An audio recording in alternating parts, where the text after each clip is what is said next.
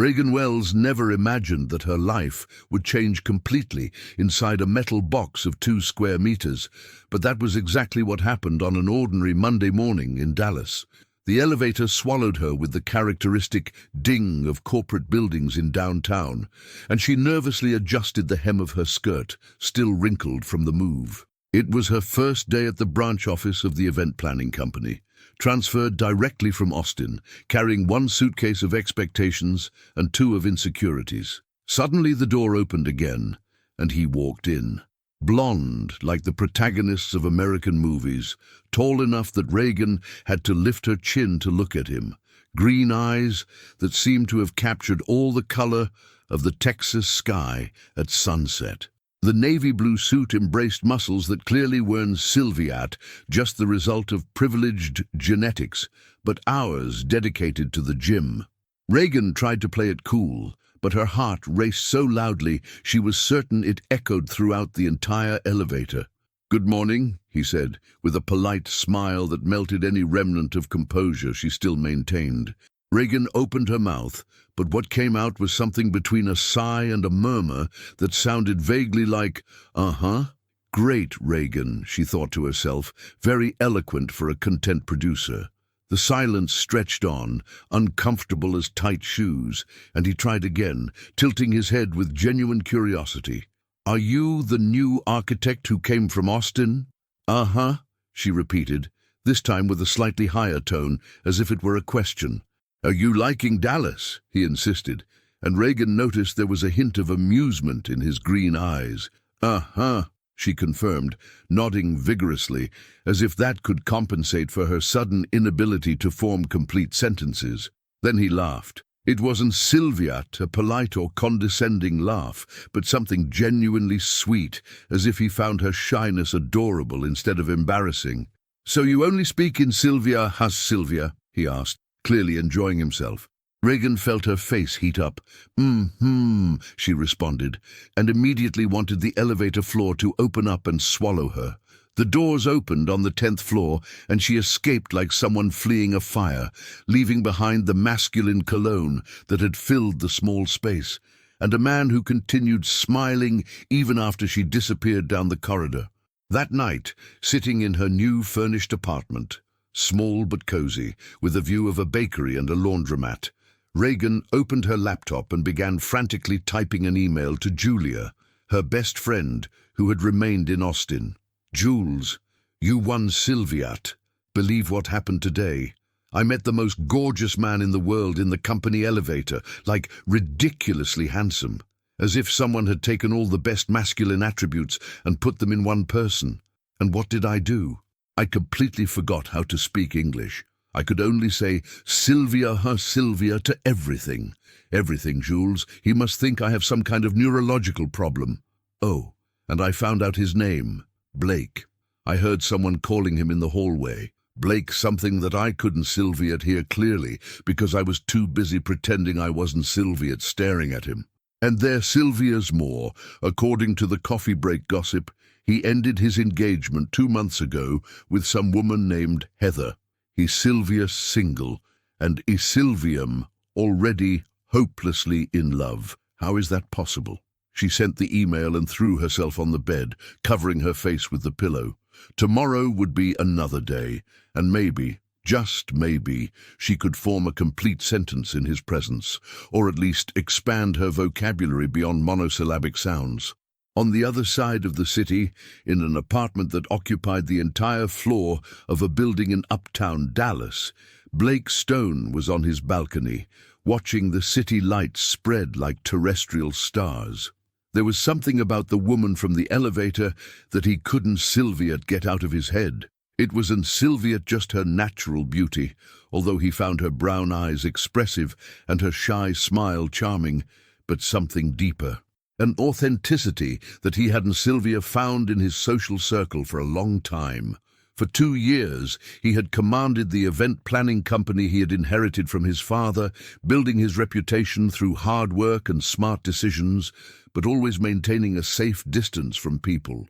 Heather Sylvia's betrayal had left invisible scars. She had ended their 5-year relationship when she discovered that her feelings were more genuine for his bank account than for him as a person. Since then, Blake had hidden behind formalities and his position of power, allowing very few people to truly get close.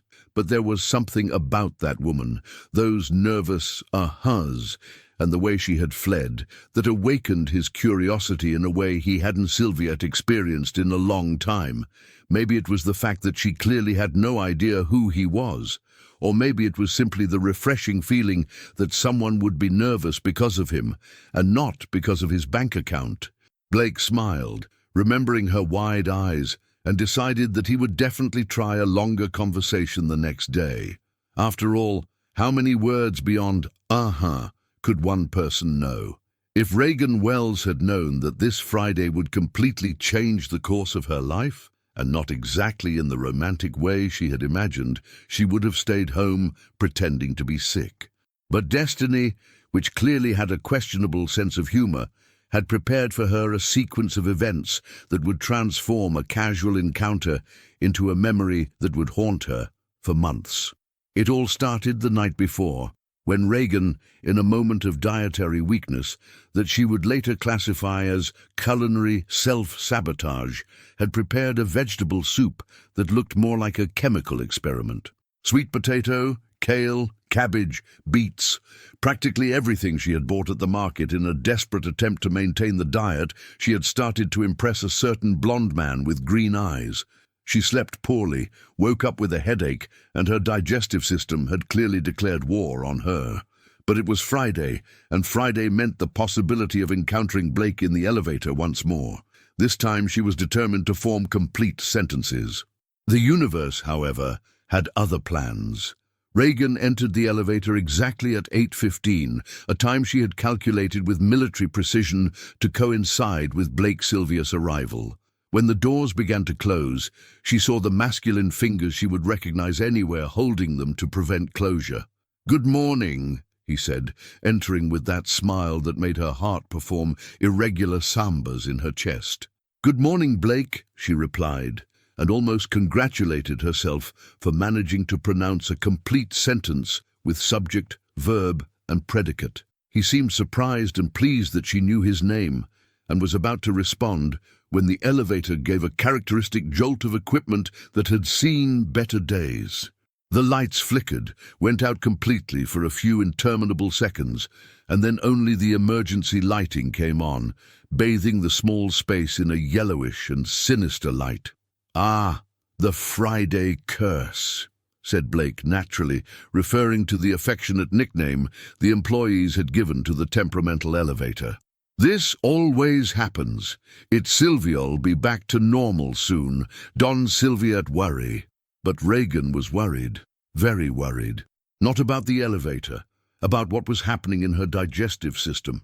The pressure increased, and she desperately tried to control the situation. She breathed deeply, counted to 10, thought of flowery fields and crystal waterfalls. Nothing worked. A low and discreet sound escaped, immediately followed by an aroma that definitely wasn't Sylviette present in the elevator seconds before. Reagan Sylvia's heart stopped. It literally stopped for a few beats, and then raced at a speed she was sure he could hear. In a desperate reflex of self-preservation, she bent over, placing her hands on her knees, and began breathing rapidly. I Sylvium claustrophobic," she murmured between gasping breaths, trying simultaneously to inhale the air around her in an absurd attempt to make the smell disappear. Blake immediately approached, genuinely concerned. "Do you want me to try calling someone? You look very pale." But before Reagan could respond, another one escaped. This one was more potent, more lasting, and transformed the air in the small elevator into an almost palpable atmosphere of olfactory embarrassment. Reagan accelerated her breathing even more, now truly hyperventilating, partly from panic about the situation, partly from the physically impossible attempt to inhale her own crime against nature that she had committed. Blake stepped back slightly, and Reagan noticed that his eyes began to water. He tried discreetly to cover his nose with the back of his hand, but maintained a concerned expression. "Do you want to sit on the floor?" he offered, clearly trying to help, although his voice sounded slightly muffled. The third attack was the worst of all. Reagan was beginning to cry, from shame, desperation, pure existential horror. Blake, for his part, abandoned any pretense of discretion and began frantically pressing the emergency button. "Hello? Hello?" he shouted into the intercom. Sylvia's having a medical emergency in here. We need to get out now." He pounded on the door, shouted, tried to force it open with his hands. And Reagan continued there, in the breathing like a dog position, trying to process the fact that she was living every person Sylvia's worst nightmare who had ever had a crush. When the fourth episode happened, Blake had completely wrapped his head with his suit jacket. On the fifth, he held his breath until he turned purple. And on the sixth, "Woman!" he exploded, shaking Reagan by the shoulders in desperation. "For the love of God, stop gassing yourself!" Sylvia's tears turned into copious crying. Blake, realizing the brutality of his words, also began to cry. From desperation, regret, pure olfactory exhaustion. They remained like this for 4 interminable hours. Reagan crying from shame, occasionally releasing more episodes that made Blake cry from renewed desperation. He tried to remain gentle and concerned, but clearly fighting against basic survival reflexes. When they were finally rescued by the fire department, who made interesting faces when they opened the doors, they left in absolute silence. Reagan ran straight to the bathroom, and Blake was seen leaving the building toward the parking garage, staggering slightly. That night, Reagan wrote the longest and most detailed email of her life to Julia, recounting every excruciating moment of the experience. She ended with, "Jules, I Sylviam officially ruined. I Sylviam going to ask for a transfer to another country, maybe another planet. How am I going to look at him again? How is he going to look at me again? And to think that this incredible man left a perfect model named Heather, and I Sylviam literally a walking disaster. No, worse. I Sylviam a disaster that farts." On the other side of the city, Blake was taking his third shower of the night, unable to get out of his head not the smell, which had eventually disappeared, but the image of Reagan crying. There was something about the absolute vulnerability of that moment, the raw and unfiltered humanity, that had touched him in a completely unexpected way. For the first time in 2 years, he had witnessed someone being completely, irredeemably real. And strangely, this hadn't Sylviat repulsed him. It had only made him want to protect her from her own shame. Blake smiled for the first time since the rescue, realizing something surprising. He was curious to see her again. Reagan Wells had developed ninja skills over the past 2 weeks. Not the kind of ninja that jumped from building to building, but the kind that could detect the presence of a specific person within a 50-meter radius and disappear before being seen. Her techniques included hiding behind ornamental plants, pretending urgent phone conversations, and her favorite move, the "I need to go to the bathroom urgently" that saved her from any embarrassing situation. The problem was that it was getting increasingly difficult to avoid Blake, mainly because he seemed to be looking for her. "Reagan, are you okay?" asked Connor, her colleague from the creative department who had become her confidant over the past few days. Connor was 30 years old, had artistically disheveled hair, and the supernatural ability to perceive when someone was facing an existential crisis. "Perfectly fine," Reagan lied, squeezed behind a particularly large fern in the building lobby, waiting for Blake to pass so she could run to the service elevator. "Reagan, you Sylviare, literally hiding behind a plant. It's Sylvia's, a very beautiful fern. I Sylvium, admiring photosynthesis." Connor sighed and crouched down beside her. "Want to talk about what happened? The rumor is that you and Blake got stuck in the elevator last week." Reagan groaned, covering her face with her hands. "Do the rumors say anything else? That you both came out kind of strange? Sylvia's been asking about you to several people. Wants to know what department you work in, how you Sylvia adapting. He probably wants to sue me for attempted olfactory homicide. Attempted what? Reagan finally told the whole story to Connor, who listened with a mixture of growing horror and fascination. "My God, Reagan," he said when she finished, "that's Silvius. It's Silvius epic, like legendary. You Silviav entered company history. You Silviare not supposed to make me feel better.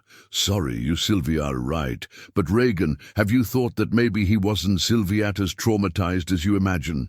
Connor, I practically gassed him for 4 hours. The man left the elevator staggering.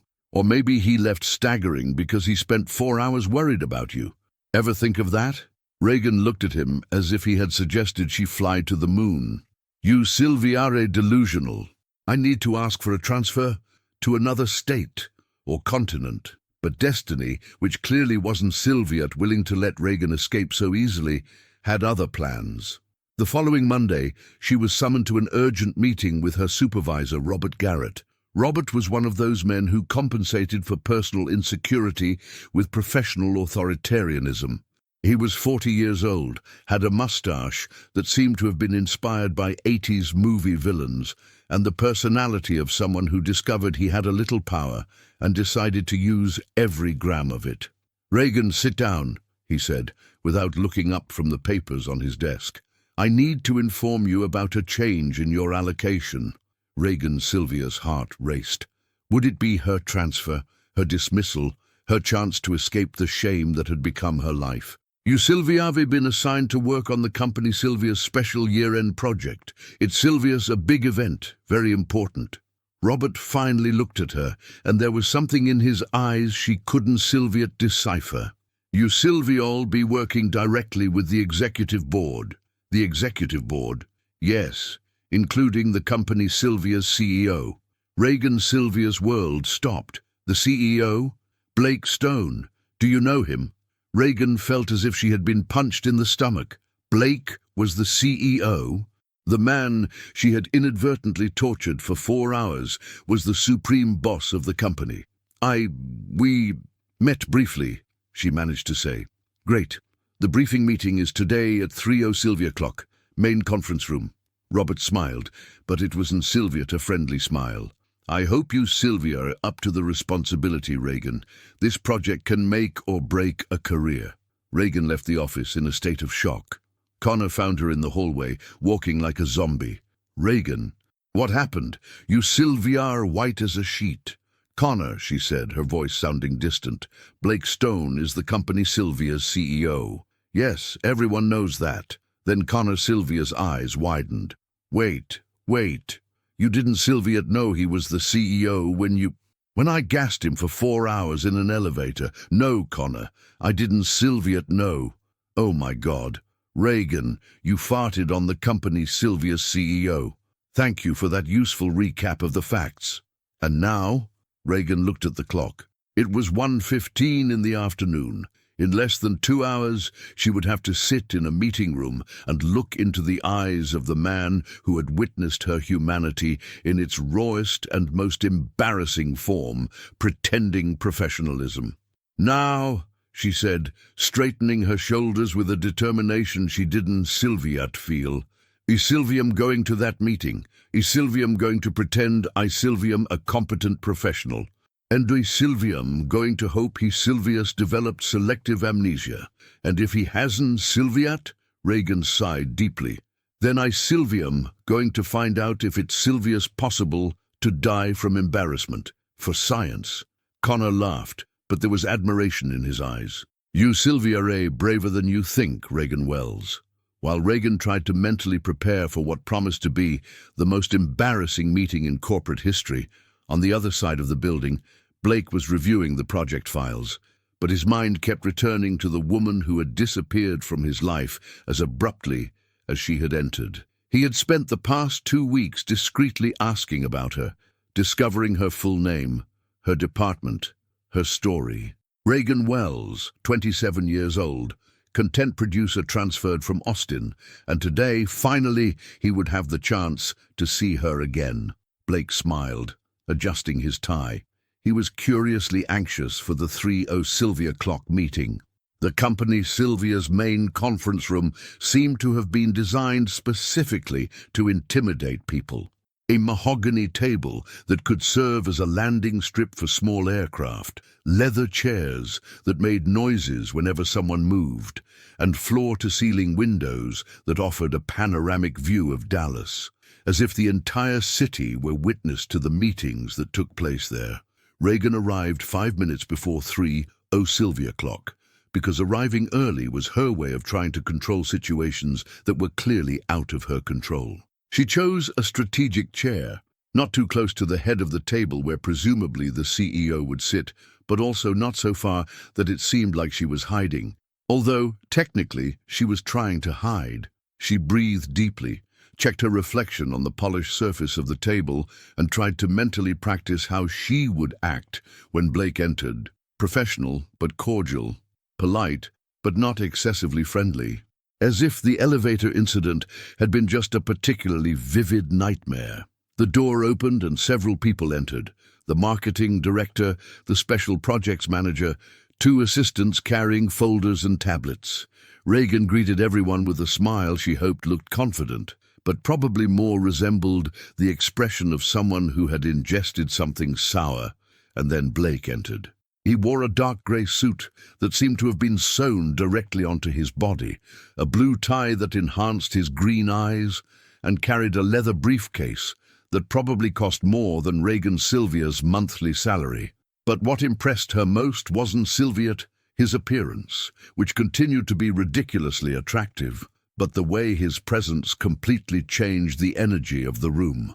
Everyone straightened automatically. Casual conversations ceased.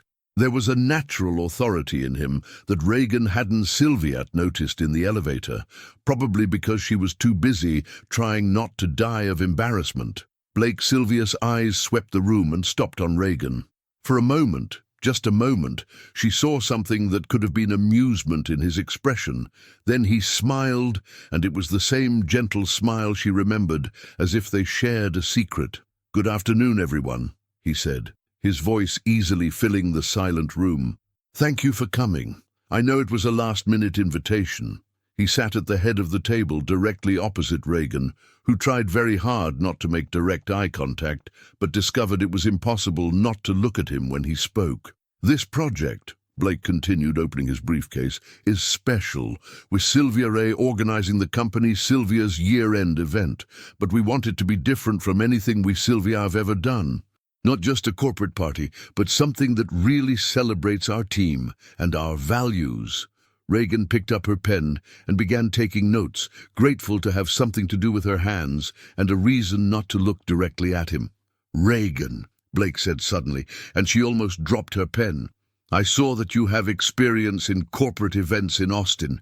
Sylvia'd like to hear your ideas about how we can make this celebration memorable." All heads turned toward her. Reagan felt her face heat up, but breathed deeply and forced herself to speak. "Well," she began, her voice only slightly tremulous, "I believe memorable events are those that touch people emotionally. It's Sylvia's not about how much money we spend or how luxurious the venue is, but about creating moments that make people feel valued and connected." Blake leaned slightly forward, clearly interested. "Can you elaborate?" Reagan felt a flash of confidence. This was a subject she mastered. "For example, instead of just giving performance awards, we could create a story wall where employees share special moments they Sylvia have had at the company, or organize an activity where different departments collaborate on something creative together." She became animated, temporarily forgetting her nervousness. "The goal is to make people leave the event feeling like they belong to something bigger." "Interesting," said Blake. And Reagan noticed there was something in his voice she couldn't Sylviat identify. "You believe in authenticity over perfection?" The question caught her off guard. There was something behind it, a layer of meaning that Reagan suspected had to do with more than just event planning. "Always," she replied, looking him directly in the eyes for the first time since he had entered the room. "I think people connect with what Sylvia's real, not with what Sylvia's perfect. Imperfect moments are often the most memorable." For a few seconds they stared at each other across the table, and Reagan felt as if they were having a completely different conversation from what everyone else was hearing. "Excellent," Blake said finally. Sylvia'd like you to lead the creative brainstorming for this project, Reagan. You can count on the full support of the team. The meeting continued for another 45 minutes, with discussions about budget, timeline, and logistics. Reagan participated actively, her ideas being received with enthusiasm by colleagues. But throughout the time, she was aware of Blake observing her, not in an invasive or uncomfortable way, but with an attention that made her feel as if he were really interested in what she had to say. When the meeting ended, everyone began to leave, talking animatedly about the project. Reagan was packing her things when she heard his voice. "Reagan, could you stay a moment? Sylvia'd like to discuss some project details." She froze. Slowly, she turned to find Blake still seated, waiting for the room to empty completely. When they were alone, the silence stretched on.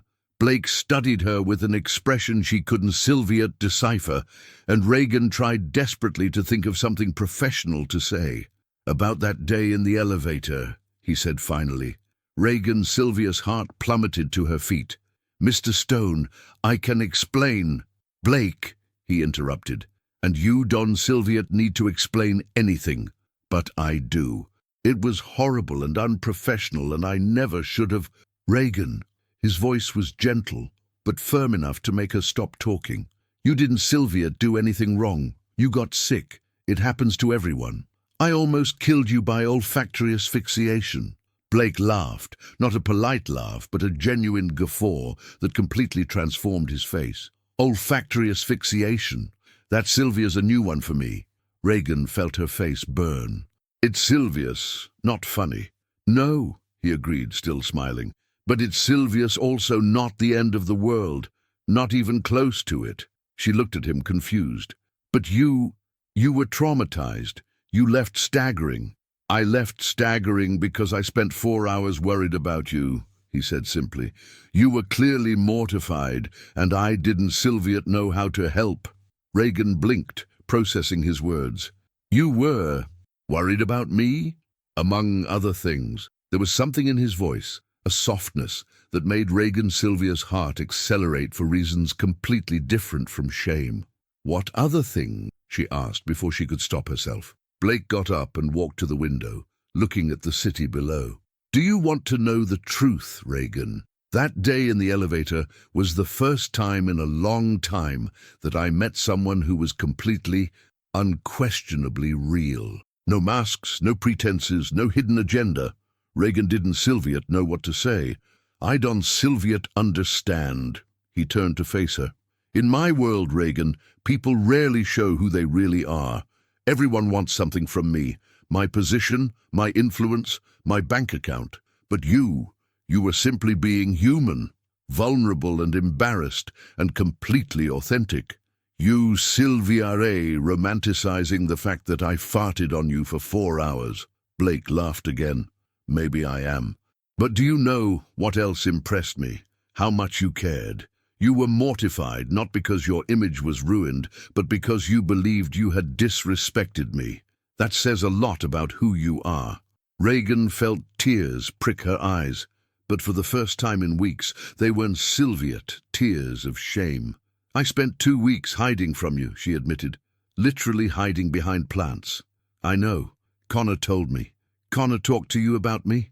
I asked. Blake took a few steps toward her. "Reagan, Sylvia'd really like it if we could start over, as work colleagues, at least initially."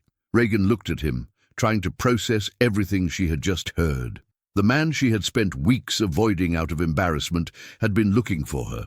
The company, Sylvia's CEO, was interested in getting to know her better, and not because she had impressed him professionally, but because she had been authentically human in the most embarrassing moment of her life. "Start over," she repeated slowly. "If you want to."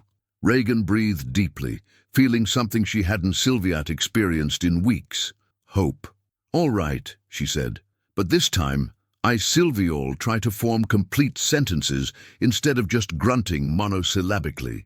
"Your grunts were charming too."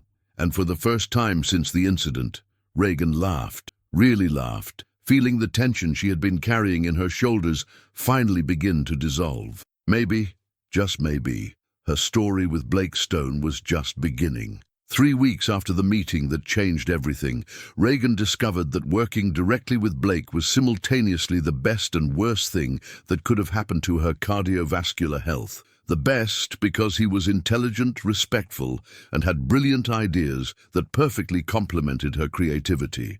The worst because every time he smiled at her, which happened with suspicious frequency, her heart performed a complex choreography that was definitely not normal. The event project was taking magnificent shape.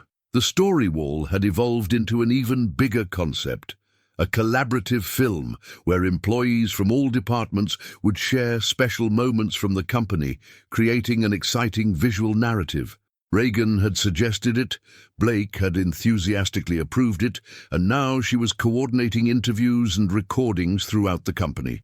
It was Thursday morning, and Reagan was on the executive floor, territory that 3 weeks ago had terrified her, but which she now navigated with growing confidence when she heard raised voices coming from Blake Sylvia's office. "This is ridiculous, Blake." The female voice was shrill, irritated. "You, Sylvia, are throwing money away with these sentimental ideas." Reagan hesitated. She shouldn't Sylvia listen, but the door was ajar, and she needed to deliver the revised scripts that Blake had requested. "The budget is approved, Heather," Blake replied, his voice controlled but tense, "and the decisions about the event are mine." Reagan felt her stomach contract. The perfect ex-fiancé model was there. "Since when do you care about the employees' Sylvia feelings?" the voice continued. "You used to understand that business is business. People changed, Heather. I changed. Because of that little producer from Austin?" Reagan froze completely. They were talking about her. "Reagan is an exceptional professional," said Blake, and there was a coldness in his voice that Reagan had never heard. "And I won't, Sylvia, tolerate disrespect toward members of my team." "Oh, for God's Sylvia's sake, Blake. You, Sylvia, are being manipulated. That woman is clearly interested in your position, your money, like everyone else. Like you mean." The silence that followed was so tense that Reagan felt as if she could cut it with a knife. "I loved you," Heather said finally, but her voice sounded less convincing. "You loved what I could offer you. There's Sylvia's a difference." Reagan knew she should leave, but she was paralyzed by the conversation. It was like watching a car accident in slow motion. "And you think this Reagan is different?" Heather Sylvia's voice became venomous. "You think she would be interested in you if you were just Blake, the regular guy, instead of Blake Stone, the billionaire CEO?" Reagan felt as if she had been punched. Was that exactly what Heather was insinuating, that she was interested in Blake for the money? "I think this conversation is over," Blake said firmly. "Blake, be realistic. You Silviare, an intelligent man. Use logic. When did she find out who you really were? Before or after she started showing interest?" Reagan closed her eyes, hating to admit that Heather had touched a sensitive point. Did she really become more nervous and interested after discovering Blake was the CEO?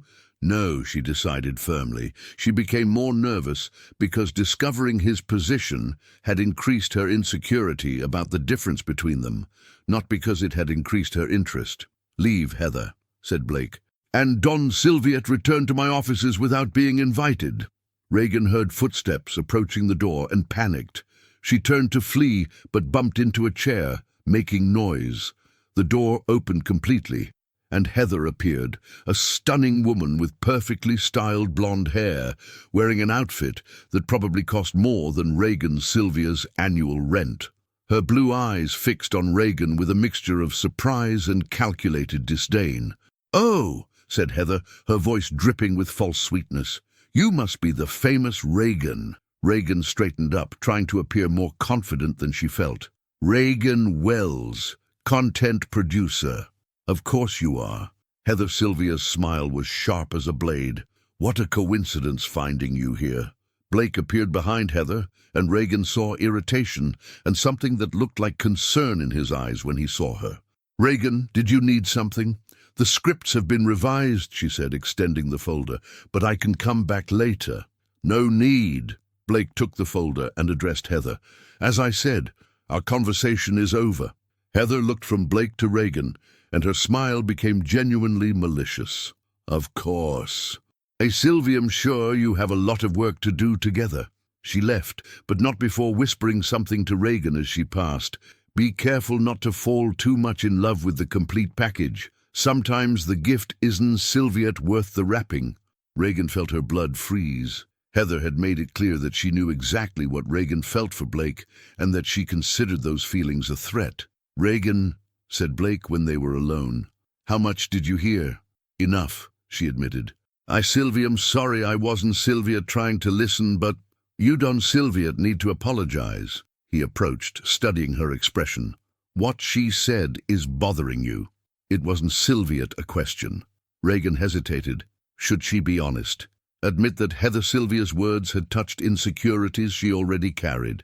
Sylvia's wrong about you, said Blake before she could respond. Completely wrong. How do you know? The question came out before Reagan could stop it. How do you know Sylvia, am not interested in your position, your money?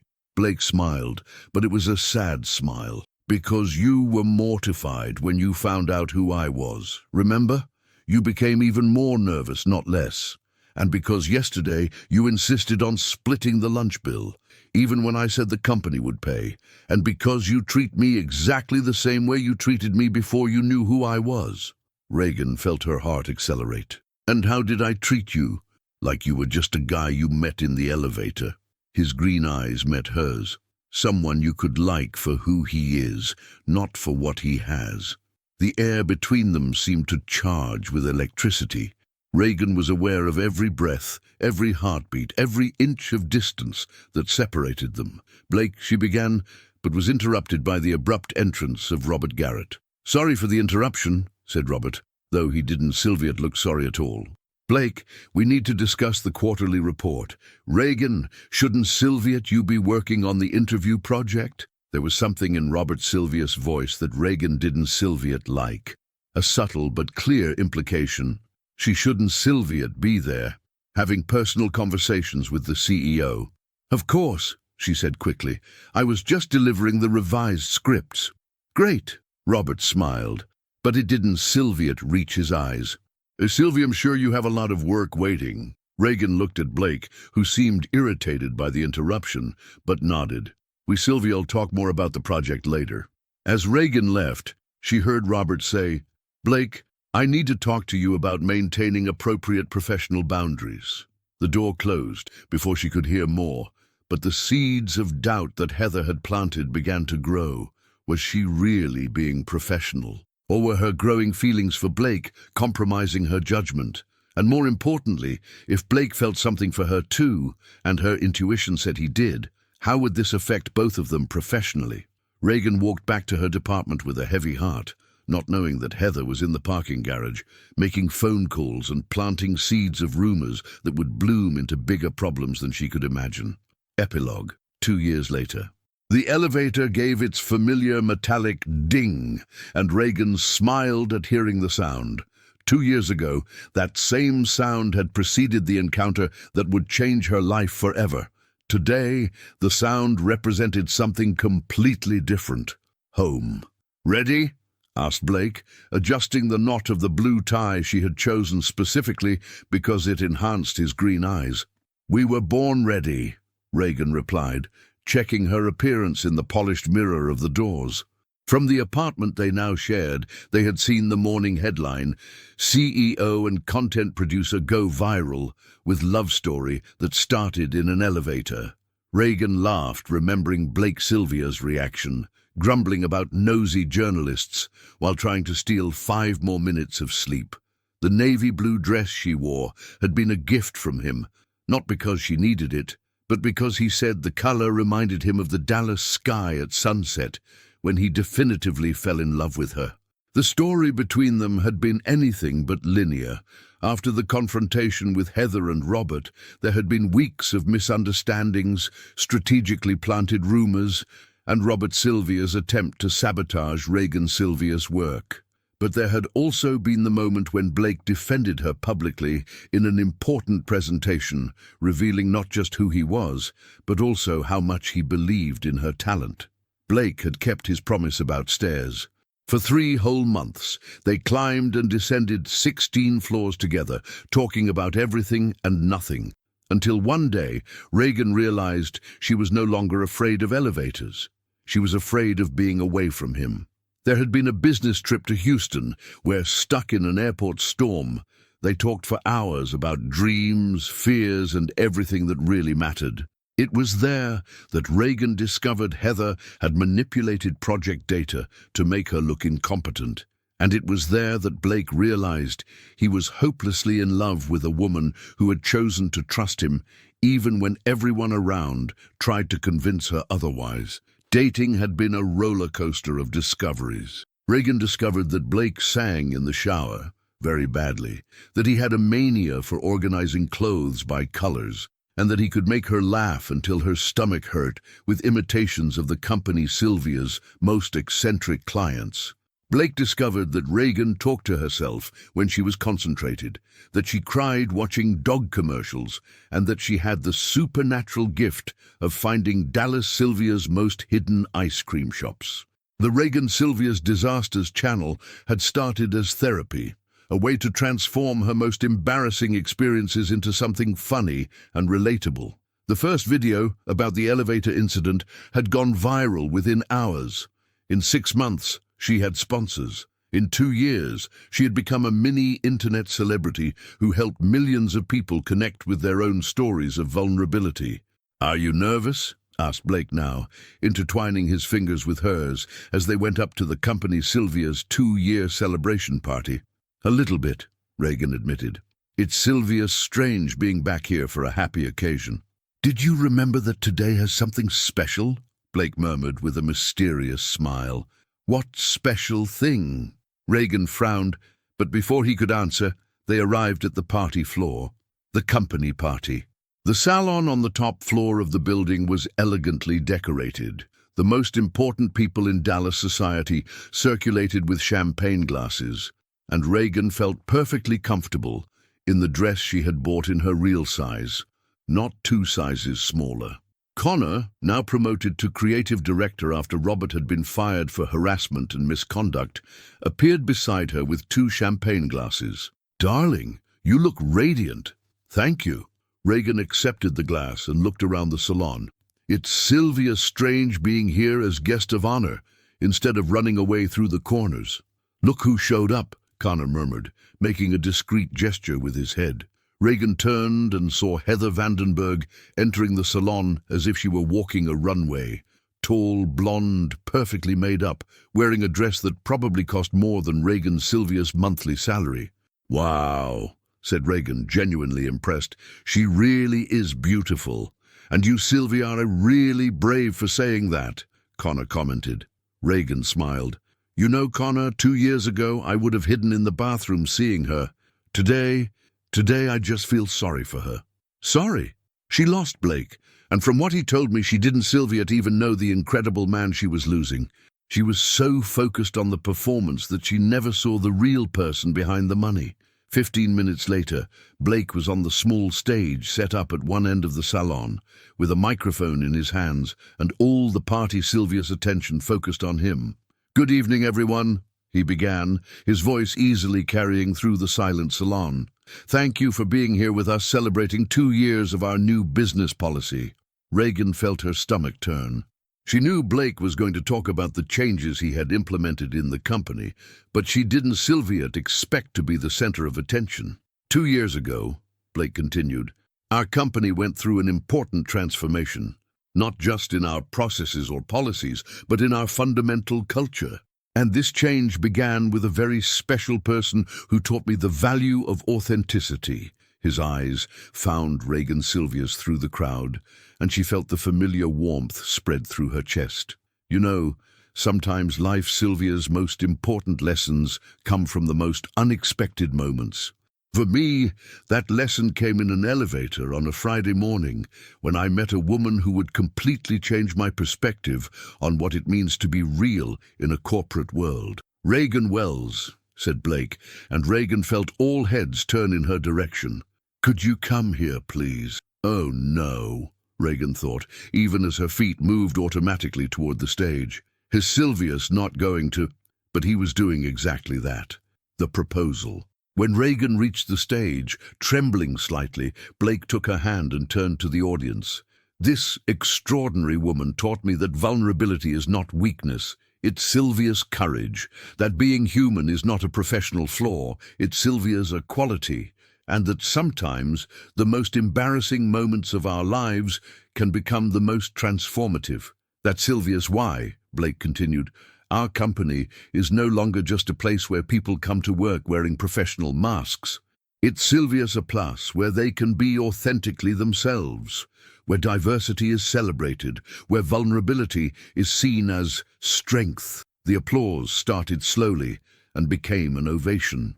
"And now," said Blake, turning completely toward her, "I have something important to ask the woman who taught me to love without fear." Reagan Sylvia's world stopped. Blake knelt right there on the stage in front of 200 people and took a small velvet box from his tuxedo pocket. "Reagan Wells," he said, his voice slightly tremulous, "will you marry me? Not because I Sylvia am a CEO, not because I have money, but because we Sylvia are two imperfect people who complete each other perfectly." The silence in the salon was absolute. Reagan could hear her own heart beating in her ears. Through the tears that blurred her vision, she saw the ring. Simple, elegant, perfect. And then Blake Sylvia's face, full of hope and love. "Are you sure?" she whispered, "just for him. Even knowing I Sylvia'll keep making gaffes for the rest of my life?" Blake smiled, that smile that had become the center of Reagan Sylvia's universe. "Especially because of that," he replied, also whispering. "So, will you marry me?" "Yes," she said, her voice coming out stronger than expected. "Yes, I want to marry you." The ovation that followed was deafening. When they finally separated from the kiss, she saw Connor crying shamelessly, and even Mrs.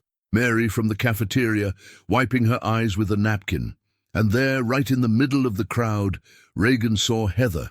Blake Sylvia's ex-fiancée stood alone, her face pale, watching the scene. For a moment, their eyes met across the salon. Instead of triumph, Reagan felt only gratitude for the journey that had brought them to this moment. The elevator, once more. Later, when the party was ending, Reagan and Blake found themselves alone in the elevator, the same elevator where it all began. "So," said Blake, pressing the ground floor button, "how do you feel about elevators now?" Reagan laughed, intertwining her fingers with his. "Much better, especially when I Sylviam with you. Even if I do this?" Blake made an exaggerated noise with his mouth, imitating a fart. "Blake Stone!" Reagan slapped his arm, laughing despite her feigned indignation. "You can Sylvia do that. Why not? It's Sylvia's part of our love story. "And I love you for that," Reagan agreed, turning to kiss him. When the elevator doors opened on the ground floor, they left hand in hand. "Where to now?" asked Blake. Reagan looked at him, at the man who had transformed her worst nightmare into her greatest blessing. "Home," she said, "wherever that is, as long as it's Sylvia's with you." 6 months after the party, they got married in a simple beach ceremony, with Connor as best man, Julia as maid of honor, and Fernando as the ring-bearer. Reagan wore a dress that made her feel like a princess, and Blake couldn't Sylviat stop smiling throughout the entire ceremony. When the minister asked if there were any objections to the marriage, a sea breeze passed through the beach at the exact moment, making Reagan Sylvia's dress flutter. She and Blake looked at each other and started laughing, remembering other wins that had changed their lives. "I love you," Blake whispered when they exchanged vows. "Even when I fart?" Reagan whispered back, making him laugh. "Especially when you fart," he replied, and then kissed her as the sun set over the ocean. And that's Sylvia's, how Reagan Wells discovered that sometimes the worst moments of our lives can transform into the best beginnings. That true love doesn't Sylviat come despite our imperfections, but because of them. And that sometimes to find our person, we first need to have the courage to be completely ourselves, intestinal gases and all, because in the end, the best loves are those that love us not for the edited version of ourselves, but for the real, raw, vulnerable, and wonderfully human version. And if that Sylvia's not a happy ending, then what is? What an intense story, don't you think? Love really can blossom in the most unexpected places. If you enjoyed this twist-filled narrative, don't forget to subscribe to the channel, like it, and hit the notification bell. This will help these stories reach more people who, like you, love a good romance. Until next time.